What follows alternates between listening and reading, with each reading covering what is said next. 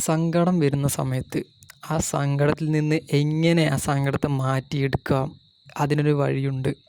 നമ്മുടെ ചിന്തകളെ മാറ്റിയെടുക്കുക എന്നുള്ളതാണ് ആ ഒരൊറ്റ വഴി.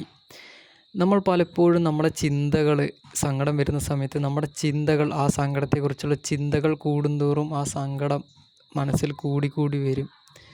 ഈ ചിന്തകളെ നമ്മൾ മാറ്റിയെടുക്കുമ്പോൾ നമുക്ക് സങ്കടത്തെയും നമുക്ക് ആ ഒരു അവസ്ഥയിൽ നിന്നും നമുക്ക് രക്ഷ നേടാനായിട്ട് സഹായിക്കും എന്നുള്ളതാണ്.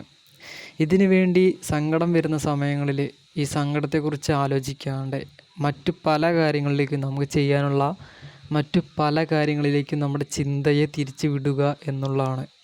ഈ ഒരു വഴി, ഈ ഒരു ചിന്തയെ മാറ്റുക ഈ ഒരു ഒറ്റ വഴിയിലൂടെ മാത്രം നമുക്ക് നമ്മുടെ ഇതുപോലുള്ള അവസ്ഥകളിൽ നിന്നും നമുക്ക് രക്ഷപ്പെടാനും ആ അവസ്ഥകളെ മാറ്റിയെടുക്കാനും സാധിക്കും എന്നുള്ളതാണ്.